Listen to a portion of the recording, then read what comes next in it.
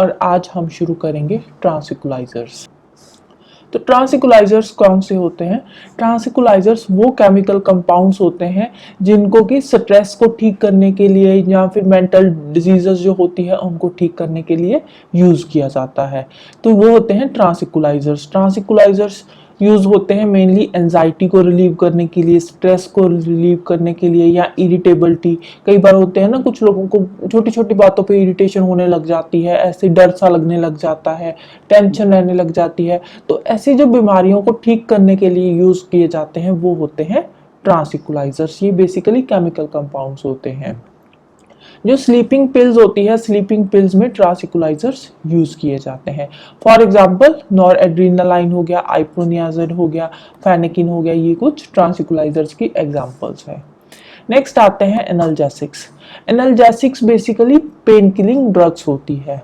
तो ये क्या करती है, ये हमारी बॉडी में जो पेन कहीं पे हो रही है तो उसको ठीक कर देती है without causing any impairment of consciousness. कोई हमें बेहोश नहीं करती, कोई हमें मेंटल कंफ्यूजन नहीं होती, इससे कोई पैरालिसिस नहीं होता या और कोई भी नर्वस सिस्टम में डिस्टर्बेंस नहीं होती इनकी वजह से। ये बेसिकली पेन ठीक करने के लिए ही हमारी बॉडी में यूज किए जाते हैं जो एनाल्जेसिक्स होते हैं। एनाल्जेसिक दो तरह के होते हैं, एक नॉन नार्कोटिक होते हैं और एक होते हैं नार्कोटिक ड्रग्स। जो नार्कोटिक ड्रग्स होती है इनमें नशा होता है और जो नॉन नार्कोटिक होती है इनमें नशा नहीं होता। फॉर एग्जांपल एस्प्रिन और पैरासीटामोल क्या है, ये नॉन नार्कोटिक ड्रग्स है, और नार्कोटिक ड्रग्स में आ जाती है मॉर्फिन हो गई, हीरोइन हो गई, कोर्डिनाइन हो गई, ये नार्कोटिक ड्रग्स में आती है। फिर नेक्स्ट है एंटीपायरेटिक्स।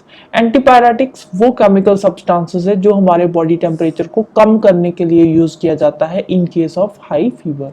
जब हमें बुखार चढ़ता है तो उस टाइम पे हमारा बॉडी टेम्परेचर बढ़ जाता है, यूजुअली 100, 101, 2 इतना हो जाता है। तो हमारे बॉडी टेम्परेचर को कम करने के लिए फिर उस टाइम पे यूज किए जाते हैं एंटीपायरेटिक्स।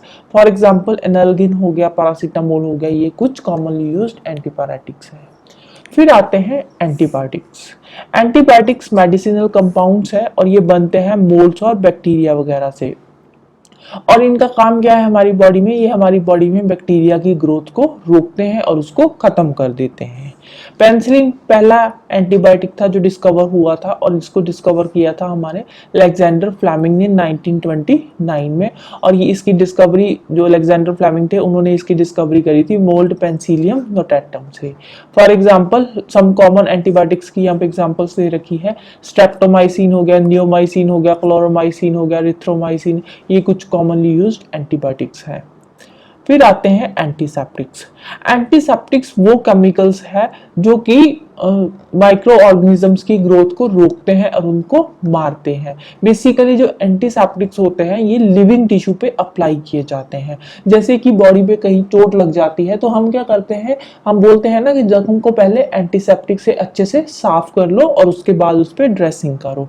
तो एंटीसेप्टिक से साफ करने का मतलब ये होता है कि इन केस कहीं पे कोई जख्म हुआ है उस पे माइक्रो ऑर्गेनिज्म आ चुके हैं, उनकी ग्रोथ को रोकने के लिए, उनको मारने के लिए हम जख्म को एंटीसेप्टिक से साफ करते हैं और उसके बाद फिर हम ड्रेसिंग करते हैं। फॉर एग्जांपल फ्यूरासिन हो गया, सोफ्रामाइसिन हो गया, ये क्या है, ये कुछ एंटीसेप्टिक्स है। इसके अलावा कॉमनली यूज्ड एंटीसेप्टिक्स आ गए Dettol, bithionol, tincture of iodine, iodoform, boric acid, ये कुछ कॉमनली यूज्ड एंटीसेप्टिक्स है। जो डिटोल है, डिटोल में क्लोरो ज़ाइलिनोल एंड ट्रेपनॉल इन दोनों का मिक्सचर होता है डिटोल में। बायोथियोनॉल जो होता है ये सोप में ऐड किया जाता है, सोप में एंटीसेप्टिक प्रॉपर्टीज ऐड करने के लिए। जो आयोडीन है, आयोडीन भी एक एंटीसेप्टिक है। और जो अल्कोहल वाटर का 2 से 3% तक का सोल्यूशन होता है ना, उसको बोलते हैं टिंक्चर ऑफ आयोडीन। और ये जो होता है इसको अप्लाई किया जाता है वुंड्स पे, जख्मों पे, उसको ठीक करने के लिए। ठीक करने के लिए नहीं बोलेंगे, माइक्रो ऑर्गेनिजम्स की ग्रोथ को रोकने के लिए। आयोडोफॉर्म ये भी एज अ एंटीसेप्टिक यूज होता है वुंड्स के लिए। बोरिक एसिड, बोरिक एसिड को जब हम डिल्यूट एक्वस सॉल्यूशन के साथ यूज करते हैं तो ये एक वीक एंटीसेप्टिक बन जाता है, तो फिर इसको हम आईज में यूज करते हैं। फिर नेक्स्ट आते हैं डिसइंफेक्टेंट्स। डिसइंफेक्टेंट्स भी केमिकल सब्सटेंसेस ही होते हैं, ये माइक्रो ऑर्गेनिजम्स को मारने के लिए यूज किए जाते हैं, बट ये लिविंग टिश्यू के साथ सेफ नहीं होते। इनको जो डिसइंफेक्टेंट्स होते हैं इनको हम लिविंग टिश्यू पे यूज नहीं करते, इसको बेसिकली नॉन लिविंग ऑब्जेक्ट्स पे यूज किया जाता है। फॉर एग्जांपल फ्लोर्स हो गया, ड्रेनेज सिस्टम हो गया, या कुछ इंस्ट्रूमेंट्स हो गए, उनको साफ करने के लिए भी हम डिसइंफेक्टेंट्स यूज करते हैं। कुछ सब्सटेंसेस ऐसे भी होते हैं जो एज अ एंटीसेप्टिक भी यूज किए जाते हैं और एज अ डिसइंफेक्टेंट भी यूज किए जाते हैं बाय वेराइंग द कंसंट्रेशन। बस उनकी कंसंट्रेशन चेंज करनी पड़ती है, कंसंट्रेशन चेंज करने के बाद एंटीसेप्टिक भी यूज होते हैं और डिसइंफेक्टेंट भी यूज होते हैं। फॉर एग्जांपल 0.2% सोल्यूशन जो फिनॉल का होता है वो एज अ एंटीसेप्टिक यूज होता है, और जो 1% सोल्यूशन होता है फिनॉल का वो एज अ डिसइंफेक्टेंट यूज होता है। क्लोरीन की बात करें तो इंडिया में क्लोरीन को पानी में डाला जाता है पानी को साफ करने के लिए, पानी को फिट फॉर ड्रिंकिंग बनाने के लिए क्लोरीन यूज किया जाता है इंडिया में। और जो पानी में उसके कॉन्सेंट्रेशन क्लोरीन की डाली जाती है वो होती है 0.2 to 0.4 ppm पार्ट्स पर मिलियन। इतनी मात्रा जो क्लोरीन की है वो पानी में डाली जाती है पानी को साफ करने के लिए। सल्फर डाइऑक्साइड की जो लो कॉन्सेंट्रेशन होती है उसको स्क्वैशेस वगैरह को स्टेरिलाइज करने के लिए यूज किया जाता है और प्रिजर्व करने के लिए भी यूज किया जाता है। जो फॉर्मेल्डिहाइड है उसको गैसियस फॉर्म में यूज किया जाता है। फॉर्मेल्डिहाइड को बेसिकली हॉस्पिटल्स में यूज किया जाता है, हॉस्पिटल के वार्ड्स को, रूम को या ऑपरेशन थिएटर्स को डिसइंफेक्ट करने के लिए फॉर्मेल्डिहाइड को गैसियस फॉर्म में यूज किया जाता है। फिर नेक्स्ट आती है anti fertility drugs. Anti fertility drugs कौन सी होती है? ये बेसिकली बर्थ कंट्रोल पिल्स होती है। इसमें सिंथेटिक एस्ट्रोजन और इसके डेरिवेटिव्स होते हैं, दोनों का मिक्सचर होता है। और ये वाले जो कंपाउंड्स होते हैं ना, ये प्रोजेस्टेरोन के साथ मिलके ये ओवुलेशन को सप्रेस कर देते हैं, मतलब कि ओवुलेशन को कुछ टाइम के लिए रोक देते हैं। अब ओवुलेशन कुछ टाइम के लिए रुक जाएगी तो इनफर्टिलिटी आ जाएगी। तो जो सिंथेटिक प्रोजेस्टेरोन और उसके डेरिवेटिव्स होते हैं, ये जो नेचुरल हमारी बॉडी प्रोजेस्टेरोन बनाती है उससे कहीं ज्यादा पोटेंट होते हैं, कहीं ज्यादा ये काम करते हैं। फॉर एग्जाम्पल नॉर्थिड्रोन, ये एक सिंथेटिक प्रोजेस्टेरोन है, उसका डेरिवेटिव है और इसको as a anti fertility drug use किया जाता है। जो एस्ट्रोजन के डेरिवेटिव्स है इनको प्रोजेस्टेरोन के डेरिवेटिव्स के साथ कंबाइन करके यूज किया जाता है, जैसे कि नोवेस्ट्रॉन हो गया। ठीक है, ये नोवेस्ट्रॉन क्या है? ये एस्ट्रोजन और प्रोजेस्टेरोन के दोनों के डेरिवेटिव्स इसमें होते हैं। फिर आते हैं एंटासिड्स।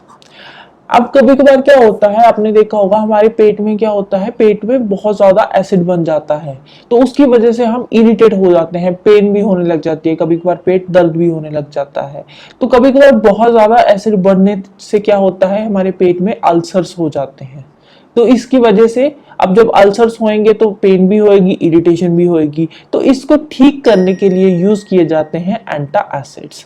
एंटासिड्स का काम क्या होता है? ये हमारे स्टमक में एसिडिटी को न्यूट्रलाइज करते हैं। न्यूट्रलाइज कैसे करते हैं? हमारे जो स्टमक है, स्टमक में पीएच लेवल को थोड़ा इंक्रीज कर देते हैं। पीएच लेवल इंक्रीज होगा तो एसिडिटी ऑटोमेटिकली न्यूट्रलाइज हो जाएगी। फॉर एग्जाम्पल हाइड्रोजन कार्बोनेट हो गया, मैग्नीशियम हाइड्रोक्साइड हो गया, अल्मीनियम हाइड्रोक्साइड हो गया। फिर नेक्स्ट आते हैं पेस्टिसाइड्स। पेस्ट जैसे कि इंसेक्ट्स हो गए, इंसेक्ट्स में आगे एंट्स, कॉकरोचेस या फिर फंगाई हो गए, फंगाई जो पोटैटो लीव्स को अफेक्ट करती है। तो इनको मारने के लिए हम इंसेक्ट्स को मारने के लिए इंसेक्टिसाइड यूज करते हैं, फंगाई को मारने के लिए फंगिसाइड्स यूज करते हैं, या कुछ रोडेंट्स भी होते हैं लाइक रैट, माइस, मोल्स। तो ये जो इन रैट्स क्या करते हैं, ये हमारे घरों में या ग्रेनरीज में जो ग्रेन्स पड़े होते हैं उनको खा जाते हैं, उनको खराब करते हैं।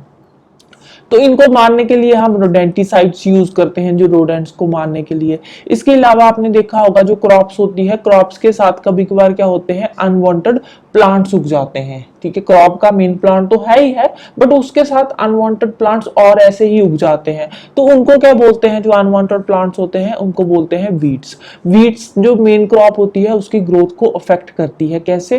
क्योंकि जो वीड्स होते हैं ये जो सॉइल के न्यूट्रिएंट्स है उसको कंज्यूम करते रहते हैं, जिसके चलते हुए जो मेन क्रॉप है उसको न्यूट्रिएंट्स कम मिलते हैं, इसीलिए ये मेन क्रॉप की ग्रोथ को भी अफेक्ट करते हैं।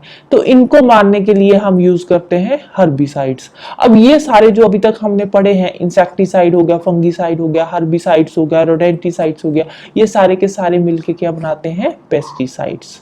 इन सबको बोलते हैं पेस्टिसाइड्स। फॉर एग्जांपल इंसेक्टिसाइड्स की एग्जांपल में आ गया डीडीटी हो गया, अल्मीनियम फॉस्फेट हो गया, गैमिक्सैन हो गया, माइकोटिन, एल्ड्रीन, डेल्ड्रीन, तो ये सारे इंसेक्टिसाइड्स है। फंगीसाइड्स की बात करें तो थीरम हो गया, बॉर्डियोक्स मिक्सचर, ये सारे के सारे फंगीसाइड्स है। हर्बिसाइड्स में बेंजीप्रैम, बेंजाडॉक्स, सोडियम क्लोरेट, सोडियम आर्सेनाइट, ये हर्बिसाइड्स हो गए। रोडेंटिसाइड्स में आता है एल्युमिनियम फॉस्फाइड। फिर नेक्स्ट आता है आर्टिफिशियल स्वीटनर्स। कुछ होते हैं नेचुरल स्वीटनर्स। जो नेचुरल स्वीटनर्स होते हैं उनमें होता है सुक्रोज। सुक्रोज जो है ये एक ट्रेडिशनल स्वीटनर है, ठीक है, और ये हमारी डाइट का एक एसेंशियल कॉन्स्टिट्यूएंट है। बट अगर हम प्रेजेंट डे लाइफ की बात करें तो आजकल का लाइफस्टाइल देखें तो आजकल जो लोगों की लाइफ है वहां पे फिजिकल एक्टिविटीज बहुत ज्यादा कम हो चुकी है, एक्सरसाइज भी कम करते हैं, तो इसीलिए जो ये सुक्रोज वगैरह से कैलोरीज मिलती है तो इसको बर्न करना मुश्किल हो जाता है, क्योंकि जो सुक्रोज होता है ना, सुक्रोज में बहुत ज्यादा कैलोरीज होती है, तो इन कैलोरीज को बर्न करना मुश्किल हो जाता है। इनको बर्न करने के लिए तो फिजिकल एक्टिविटी चाहिए। अगर आपकी फिजिकल एक्टिविटी नहीं है तो आपको एक्सरसाइज करनी होगी, बट आज का लाइफस्टाइल ही ऐसा हो गया कि फिजिकल एक्टिविटीज भी कम हो गई और एक्सरसाइज भी कम हो गई, जिसके चलते हुए सुक्रोज को डाइजेस्ट करना मुश्किल हो जाता है। सुक्रोज की जो एक्स्ट्रा कैलोरीज होती है उनको बर्न करना मुश्किल हो जाता है। इसीलिए केमिस्ट कुछ केमिकल्स बनाते हैं, केमिस्ट कुछ केमिकल्स देते हैं लोगों को जिनमें आर्टिफिशियल स्वीटनर्स होते हैं। मतलब कि जो मीठा खाने का हमारा मन होता है, हमारी क्रेविंग्स होती है स्वीट्स खाने की, वो भी पूरी हो जाती है और कैलोरी इंटेक भी हमारी बॉडी में ज्यादा नहीं होता। जैसे कि सैक्रिन हो गया, अस्पार्टम हो गया, एलिटम हो गया, सुक्रोलोज हो गया, ये कुछ आर्टिफिशियल स्वीटनर्स है। जो सैक्रिन है ये first most popular artificial sweetener है। ये जो नॉर्मल शुगर होती है ना, नॉर्मल शुगर से ये 550 टाइम्स ज्यादा स्वीट होता है जो सैक्रिन होता है। तो डायबिटिक पेशेंट के लिए ये एक तरह का मतलब कि बहुत अच्छा है, बून है एक तरह का डायबिटिक पेशेंट्स के लिए, क्योंकि डायबिटिक पेशेंट्स को जो मीठा खाना वो मना होता है, वो शुगर नहीं कर ले सकते, क्योंकि अगर वो ज्यादा कार्ब्स लेंगे तो उसको डाइजेस्ट करना, जो इंसुलिन है वो उनको डाइजेस्ट करने के लिए उनकी बॉडी में इंसुलिन बनती ही नहीं है, तो वो फिर उसको एक्स्ट्रा जो शुगर होती है बॉडी में तो उसको कैसे बर्न करेंगे। तो इसीलिए जो डायबिटिक पेशेंट्स होते हैं वो सैक्रिन कंज्यूम करते हैं। अस्पार्टम जो होता है उसमें केन शुगर से 100 टाइम्स ज्यादा स्वीट होता है अस्पार्टम। अस्पार्टम को मेनली सॉफ्ट ड्रिंक और कोल्ड ड्रिंक्स में ही यूज किया जाता है। क्यों? क्योंकि अस्पार्टम को जैसे हीट किया जाता है तो ये डिकम्पोज हो जाता है, तो इसीलिए अस्पार्टम सॉफ्ट ड्रिंक्स और कोल्ड ड्रिंक्स में ही यूज होता है। फिर आता है सुक्रालोज। सुक्रालोज केन शुगर से 600 टाइम्स ज्यादा स्वीट होता है और ये एक बेटर आर्टिफिशियल स्वीटनर है देन अस्पार्टम। अब क्योंकि अब अस्पार्टम से ये अच्छा क्यों है? क्योंकि इसको हम अगर फूड में भी डाल सकते हैं, हॉट फूड में भी ये अच्छे से काम करता है। इसको हम कुक भी कर सकते हैं, जब हम फूड कुक करते हैं उसमें हम डालते हैं ना मीठा, तो उससे फिर ये डिकम्पोज नहीं होता, इसीलिए ये अस्पार्टम से कहीं ज्यादा बेटर है, क्योंकि अस्पार्टम गर्म करने से डिकम्पोज होता है और ये गर्म करने से डिकम्पोज नहीं होता। फिर आता है एलिटामाइन। एलिटामाइन 2000 टाइम्स ज्यादा स्वीट होता है केन शुगर से, और इसकी जो क्वालिटी है उसको कंट्रोल करना थोड़ा सा मुश्किल होता है, इसीलिए इसको अलग अलग फूड मटेरियल्स में यूज किया जाता है, क्योंकि इसकी क्वालिटी को कंट्रोल करना मुश्किल होता है। फिर लास्ट आते हैं फूड प्रिजर्वेटिव्स।